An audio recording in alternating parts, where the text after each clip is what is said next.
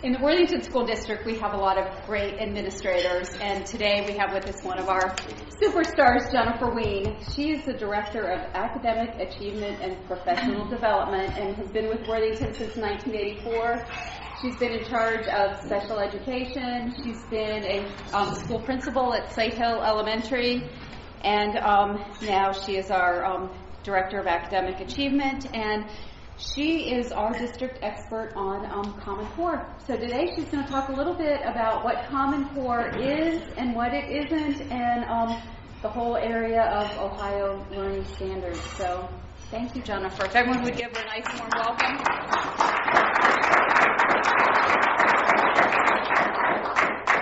Do I need the mic? Can you hear me? I do need the mic. Okay, I'm a hand talker, so this could be challenging for me. First of all, I'll echo my appreciation for all of our veterans here. I'm going to tell you just a little bit about my dad, and that might tell you why I'm the one who's asked to come and talk to groups about the Common Core. My dad was a veteran. He received the Silver Star Medal for bravery in World War II when he ran in front of friendly fire who was firing at his troops, and his squad had in fact injured and killed several. So my dad ran out in front of this open fire, so now you know why I'm the one that has the genetic code to come and talk about Common Core. But I do appreciate all that you've done. My dad did not talk about his stories, and since his passing we have learned more and more about what he does through finding newspaper articles and things that he earned medals in that. My brother also was a career military in the Air Force. Whatever he did was top secret. He retired. It's still top secret, but I have to assume it was important since it continues to be top secret. So I come from a family that really has a deep appreciation for that. I still cry at the Star Spangled Banner and the Pledge of Allegiance, which we say at every single school board meeting. So thank you for all that you do, and thank you as a club for all you do. First, a couple other things. I am a lover of all things Worthington Schools and all things Worthington. I've been in Worthington Schools since 1984, and a couple of the jobs Jennifer has mentioned, but I've also done a few others along the way. Have only lived in Worthington for about 4 years. I moved here from Westerville when my husband and I decided that all we did was sleep in Westerville. Everything we did and all of our friends and family were in Worthington. So we are happy residents of Worthington City Schools. I'm also, and I have to give you my prejudice here, I'm a lover of all things Common Core. When I went to school as a young student, I hated school. And I hated it because I just really felt like all that was asked of me was a regurgitation of facts, and I wasn't good at that. You all are good at that here, so that's a good thing. I wasn't good at it. What I liked was putting those facts together into some kind of meaningful way that allowed us to solve problems. And I love the video that you showed before we started here today, because it really talks about what the purpose of the Common Core is. And that is to really give our kids those thinking skills, those problem-solving skills, those critical skills, those communication skills, in order to really tackle the issues facing them, whether they be small issues facing them as an individual, a community, or globally as a nation. And that really is what the Common Core is striving to be. So I'm going to go through a few slides and a couple little videos about what it is and what it isn't. And more than anything, I'm interested in what your questions are and to see how I can answer them or dialogue with you about them. So, that's not the right way. Do we have that in? There we go. So just a quick history. We can't start any lesson without a history lesson, right? 1990, Ohio moved to statewide testing because of this thing called, and you may have heard it, No Child Left Behind. Have you heard of that?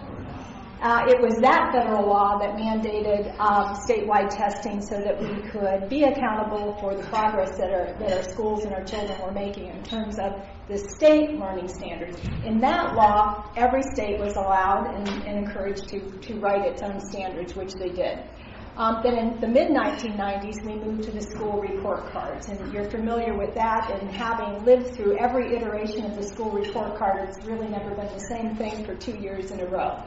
2001, Senate Bill 1 first required Ohio to develop and adopt academic content standards. In Worthington, we wrote our own version of those and adopted those in 2003. Then in 2009, House Bill 1 required Ohio to update and revise our academic content standards across all subjects.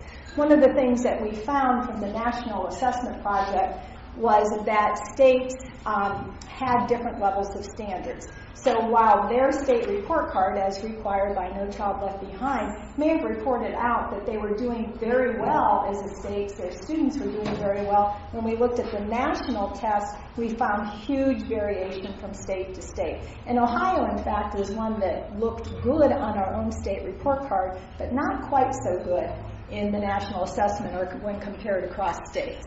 And in 2010, after input from Ohio teachers, education stakeholders, the State Board of Education adopted the Common Core standards, which they then wrote for the Ohio Learning Standards. One of the criticisms that I've heard that I can refute absolutely is that there wasn't opportunity for input into that. Having been a person who was asked for input and a person who asked our community for input into these Ohio standards over a 2-year period, I can tell you there was a lot of opportunity. And we as a district, Worthington Schools, had our educators that were on committees provided input both formally and informally through the website. So why do we need new standards? That's a question that comes up to me. And this is information nationally. This isn't locally. This isn't local information. Doesn't really apply to Worthington or Dublin specifically. It's more national. So 31% of Ohio grads in 2013 who took the ACT. Are you familiar with? You all took the ACT, right? Met none of the college readiness benchmarks, indicating that they will likely struggle in entry-level college courses. That's significant because anybody taking an ACT is planning on going to college.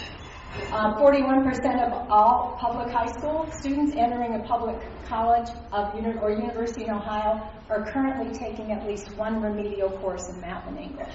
And again, that's significant to the individual parents because those courses they pay for, but they don't count towards college graduation. So that's very expensive for parents.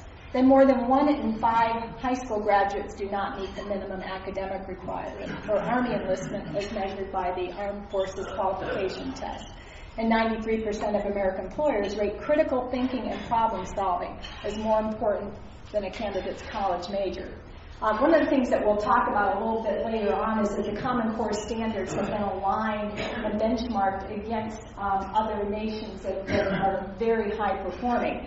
And it's really interesting that one of the things that you don't hear people talk about in benchmarking that's very significant, and we'll talk about more of this, is that in those other states, their standards are more around critical thinking, problem solving, creativity, innovation, and then they fit the content into those standards. Whereas in our country, content, social studies, science, English language arts, and then we try to fit the critical thinking into the standards. So that's one of the shifts that you're going to see in the true implementation of the Common Core. So where did it come from? This is another question that comes up often. In 2006, the nation's governors discussed the need for rigorous standards with comparable expectations. Again, we were experiencing that big variation across states in terms of how students were really performing and what the expected standards were. If we're going to be really successful as a nation, all of our students, doesn't matter what state they're from, need to be performing at high level in terms of these standards. And then the standards that are known as Common Core were then developed by the Council of Chief State School Officers, which are state superintendents, and National Governors Association. And then states voluntarily adopted the Common Core standards, including the District of Columbia and the U.S. Defense Schools. So what are they? First of all, you can see I've highlighted and enlarged that second bullet because that's what, to me, is exciting and significantly different about these standards. Yes, they outline what students are supposed to know and be able to do, as standards have all, since we've been in school.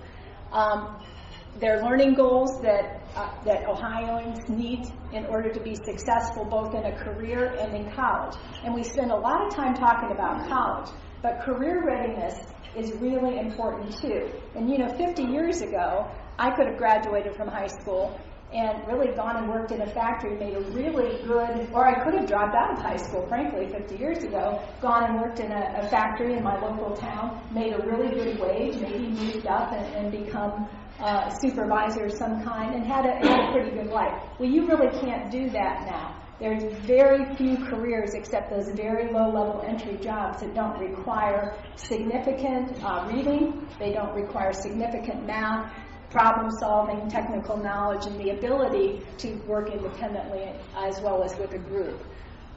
They're internationally benchmarked. I can talk more about that on the ODE website. There's a really great report that really outlines what that means and what countries we were compared to, and how they selected those countries and what that benchmarking means. And they also allow for comparability across the state. But again, I want to kind of jump back to that critical thinking, creativity, communication, and collaboration.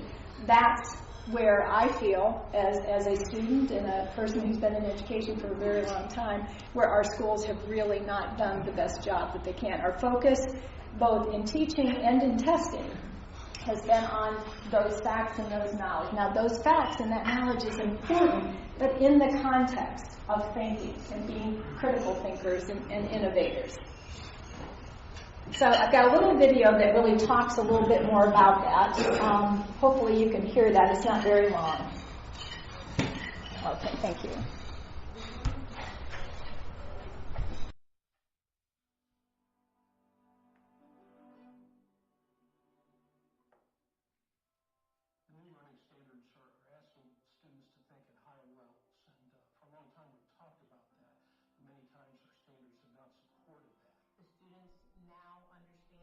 more clearly what's expected of them, so their ICANN statements and their learning targets clearly define for them what they need to know.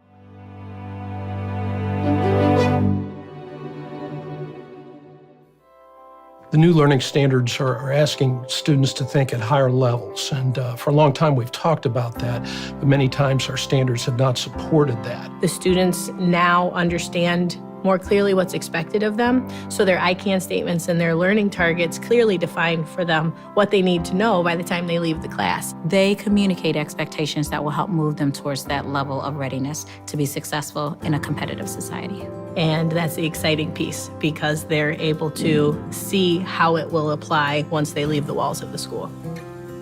The new learning standards really hold us accountable to ask students to think more creatively, to be able to collaborate at a higher level. It's not just about the student coming in and taking a test to give the information back, regurgitating the information back that the teacher spewed out at them.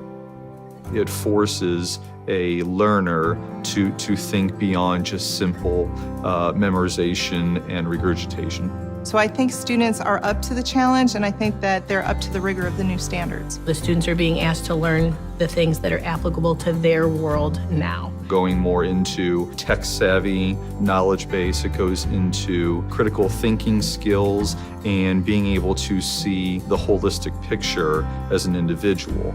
And the students are engaged in those lessons, and the students are excited about their learning. And because their learning is more purposeful for them, then they are more engaged in their learning. And they're prepared to either enter the workforce or college, but that they can make that choice because they've been equipped with the knowledge and skills necessary.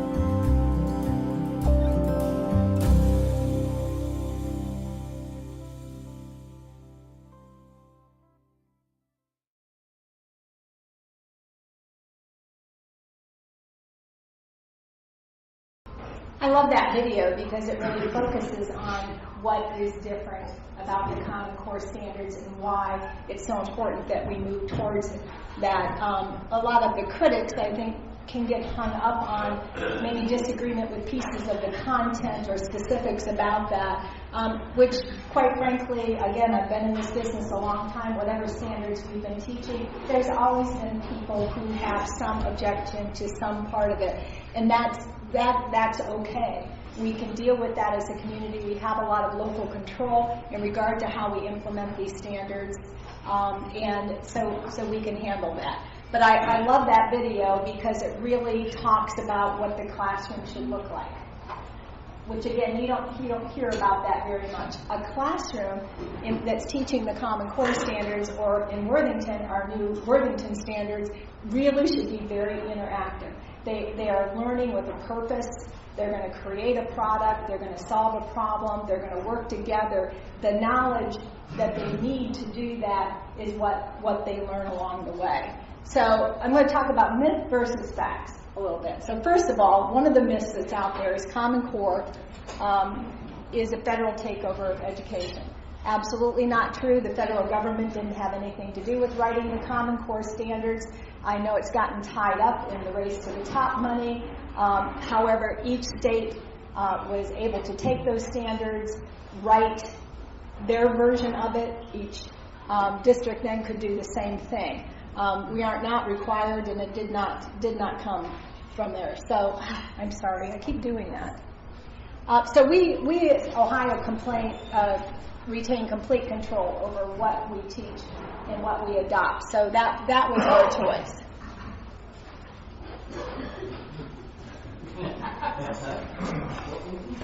Don't push that button. This group cannot read those things. Nor could I, and I'm standing right here. So, all right. The other myth is that Common Core is bad for parents. So here's where I want to talk about that tradition of local control. I'm here to tell you, after spending 3 years of intense writing of curriculum and trying to find resources, we have a lot of local control. And here's the thing that I want you to think about. Common Core are standards. Standards are like the specs to building a house. It gives you the outline, the foundation, where you want to go with that. But it doesn't tell you, how you're going to design your rooms. It doesn't tell you how you're going to decorate it, where you're going to put the entrance, how you're going to put it all together, how you're going to create those spaces. Standards just are targets for us. That's all they are. So we have all the local control in terms of designing the curriculum. In other words, how do we teach this? Do we teach them in English language arts class? Do we teach it in a math class? Do we teach them in a STEM class? Do we combine them into an integrated program? Do we do integrated math? How do we do that? Lots and lots. And I can tell you, 3 years of decision making, makes me feel pretty strongly about the fact that we have a lot of local control. Next myth, Common Core is bad for teachers. Now, I will say, Common Core is hard. If you're a teacher who has been the sage on the stage and really excellent at, imparting knowledge and giving your students opportunities to spit that knowledge back to you, and you're good at that, this is harder. Teaching kids to think and then you to design opportunities for them to give you evidence of thinking is harder. But I'll tell you, it's a lot more fun. Now I can't remember which button all right, let's see. It's not it. But no, I fixed it myself that time. I learned. So teachers still make decisions about local curriculum. I'm not going to take the time to go to the Worthington website, but if you want to see what local curriculum looks like when it's written from the Ohio standards, which came from the Common Core, go to our website and you will see all of our Worthington curriculum. And it's interesting to look at ours because we have color-coded all those things over which we have the opportunity to change. We have created curriculum that we are calling live curriculum. We will constantly be revisiting and updating it in order to meet the needs of our students. The only things that stay steady are those standards, which are those targets, where we're wanting kids to get to. And we think those are really good, so we're not going to mess with those. So fewer standards also is another important piece of this. One of the things we talked about is coverage is the death of teaching and the death of learning. That for so long, because we had that test at the end of the year and we had to get through everything, we had to make sure we touched it, didn't mean kids learned it. These standards are written in a way that there's fewer standards, but we are allowed to go deeper. So one of the complaints that I've heard for years and years, kids don't know their math facts, kids don't know their math facts. Well, I'm going to tell you, there's a lot more focus on kids becoming fluent in numeracy so that they can then be better problem solvers later on. And that because that becomes automatic and that automaticity of those basic skills. So we're going to be spending more time in those particular areas. Common Core's badge for students. Interesting little story. I had an opportunity to talk about Common Core with the Circle of Grandparents. Are any of you in our Circle of Grandparents program? And it was a great group, very smart group of people. They had a lot of questions. And at the end, after we talked, one of the women raised her hand. She goes, you know, I'm in those kindergarten classrooms a lot, and I want to tell you what I think about the Common Core. And I'm like holding my breath. And she said, it is so exciting to see those kids thinking. They're engaged, they're thinking, they're problem solving. She was very, very positive about it. So one of the things that's different about the Common Core standards and our previous one is that they're aligned vertically. Now there's our education jargonese for you. What does that mean? Well, what you learn in first grade is important for what you need to know in second grade, is important for third grade, is important for fourth grade. That's not the case so much with our current standards. And that's what made it really hard with our current state assessments. Like a student could do well on the third grade, but that didn't necessarily mean that they were going to do well on the fourth grade because they weren't aligned like that. So when you go in and you look at our curriculum, you'll see that for the fourth grade math, you'll also see in there what they needed to have in third grade and what they're going to need to have in fifth grade. So teachers of any grade level are looking behind and forward so that they're making sure that alignment is there.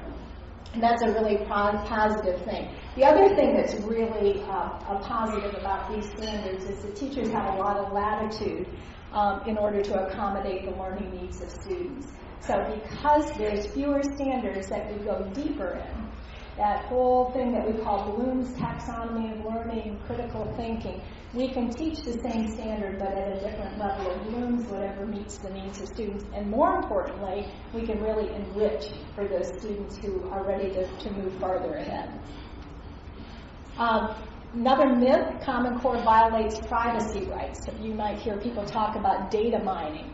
Ohio law prohibits it. It's no different and this really has more to do with testing than it does with standards, but I wanted to bring it up because I hear it a lot.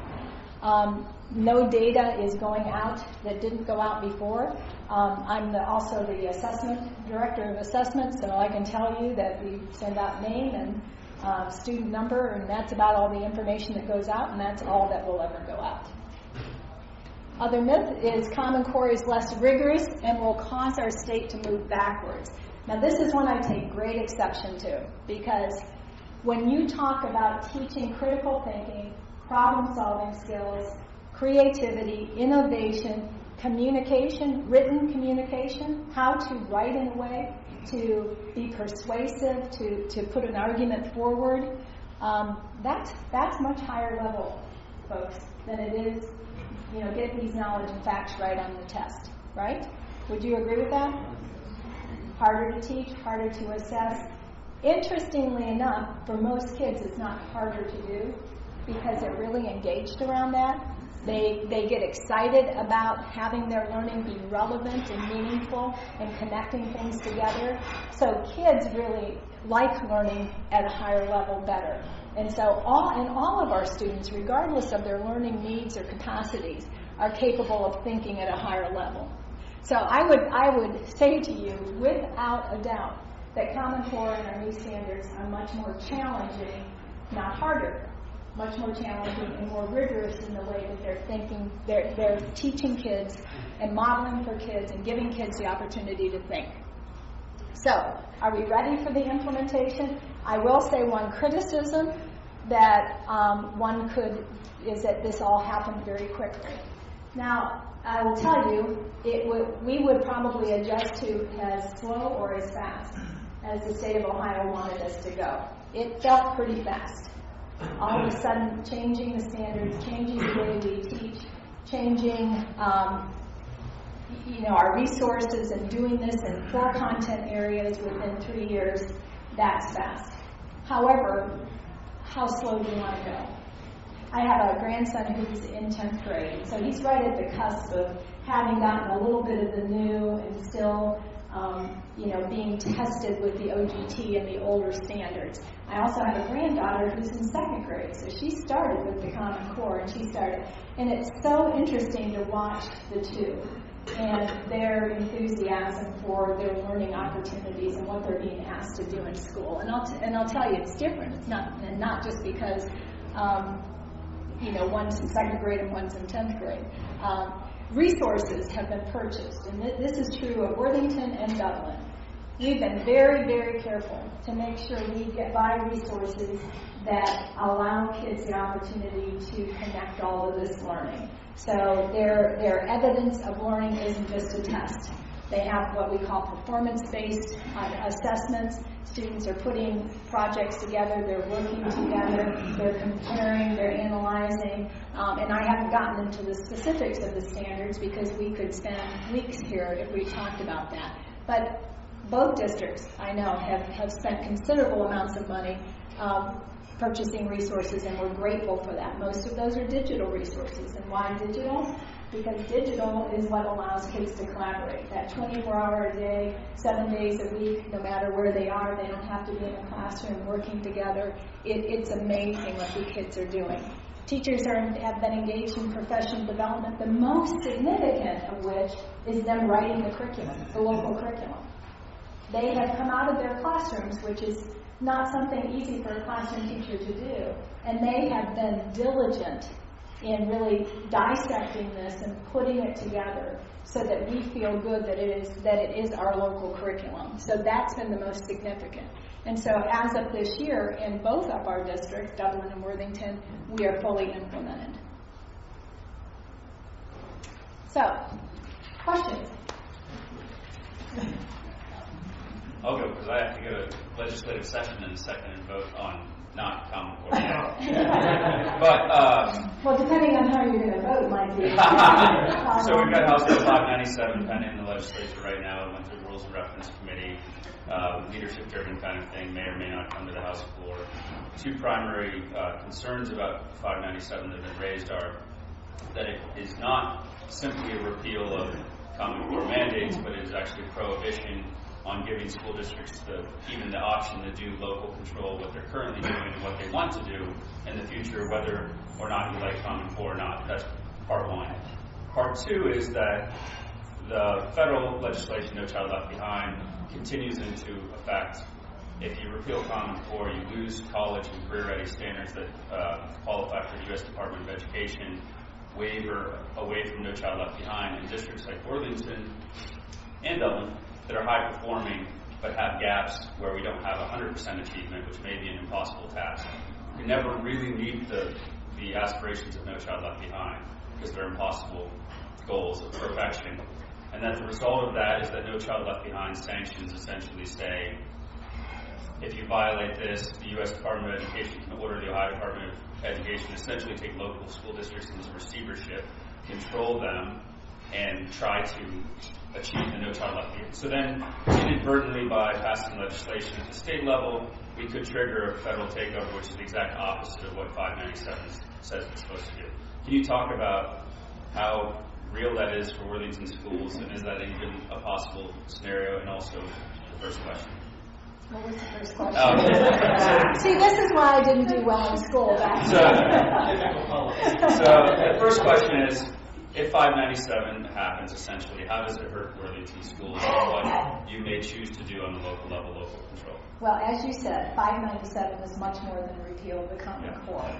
And when Mr. Scherer sent that to me and I read through it in detail and I saw the line, students will not be, teachers will not be able to teach inquiry in a science class. That's it. You can't teach inquiry in a science class. That we would be reverted back. We would be taken to Massachusetts standards that Massachusetts doesn't even use anymore. So there's so much more to that. 597 would be not just bad for Worthington, it would be bad for Ohio. I mean, Ohio has so much potential, and I'm not a politician and I'm not a business person. I'm an educator. I've gone to school, I've taught school, and that's what I've done my whole life. But Ohio has so much potential.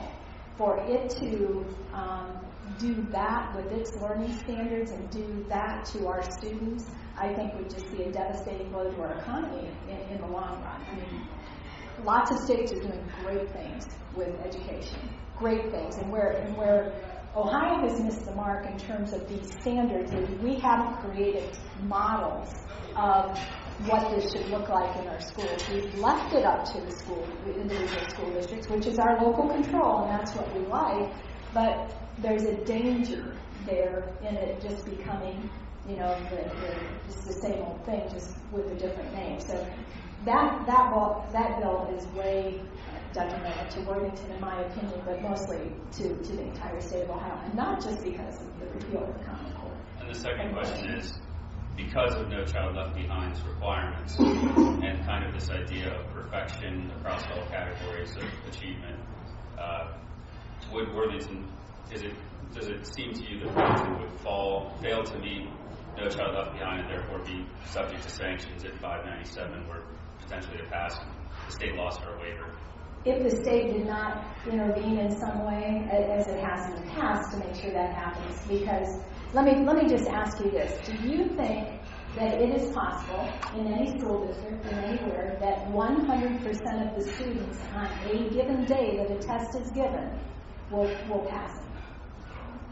That every child will come to school at peace with themselves, well-fed, no anxiety about the test, that nothing else would interfere.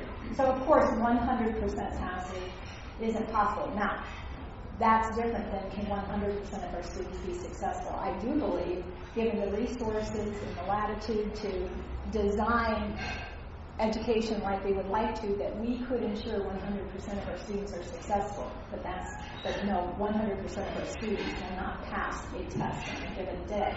But in the past, Ohio has done things to provide, like, for example, the growth measure. I mean, we can have 100% of our students grow. Absolutely. And particularly if we have more than one measure, more than one test once a year that we use to measure that. So I'm not sure. I really wanted to come to hear this presentation. I'm glad that you did it. And I apologize, but I have to go vote at 1:30, and if I don't get downtown, I'm going to be late. So okay, thank you. Thanks very much. Mr. Well, several things come to mind. I'm Alan Zink. Nice to meet you. Was a small businessman. No longer am, or maybe I am.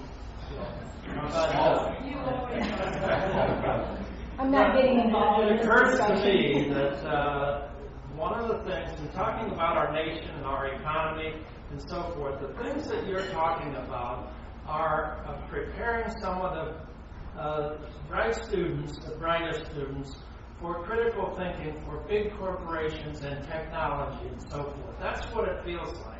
And what small business people need are still people that can add and subtract and multiply and divide, and as citizens, and having just gone through this election, the lack of knowledge of our young people about how our government works is so disturbing to me. And they don't read enough about, and things go on in Washington that none of us have any idea is going on, and there aren't anybody except the liberal press reporting the way they want to see it. How is Common Core helping us? I am so glad you brought that up, because the Common Core is exactly about that. It's not about memorizing the dates and times of things so that, we walk out of high school with a diploma and a passing grade on our test, and we have no knowledge of what that information means. The Common Core, particularly in the English language arts standards, is about taking those texts, those historical documents particularly, and that you'll see those in English language arts, and looking at them in small parts and talking about what that means. When I was in school, I memorized things, and my test was, really just spitting it out. There was no discussion about what does that mean, and comparing it to another document, comparing it the past to the present. That's right. Every student will be engaged in that. And what I'm excited about is every one of our students should graduate from high school ready to be a competent citizen, because they will have been taught to think about what they're learning. The critical thinking skills, the things we described here, are for every kid. Absolutely every kid. And it is so much. I put on your table, and I wanted you to walk away with this a handout, and it describes the practices. And that's what's dominant in the standards, that every student will be taught those practices. And if I had more time, I'd ask you to look at those and kind of pick one out that you think is lacking. But every student, you are exactly right. That is a criticism. Well, and I speak from experience, because I was one who could learn and regurgitate the facts of history, and I never understood the why of it. Right. And they failed. This is about the why. It's about the why now, and that's why I like it. Now, see, I was the opposite. I could get into the why, and I could talk about the why, but nobody tested me on that. But I couldn't regurgitate the facts, so it comes back around. So that's a great question, and I hope you're happy with the direction that this is going. Well, I know there are many other questions, including mine, but our speaker has just indicated she'd be happy to stick around and field a couple of questions within reason for a few minutes. But what